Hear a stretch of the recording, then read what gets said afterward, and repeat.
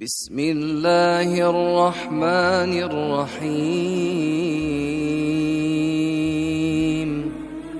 قل يا أيها الكافرون لا أعبد ما تعبدون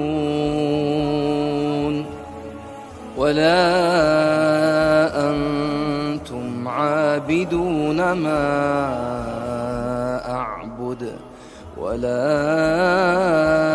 أنا عابد ما عبدتم ولا أنتم عابدون ما أعبد لكم دينكم ولي دين.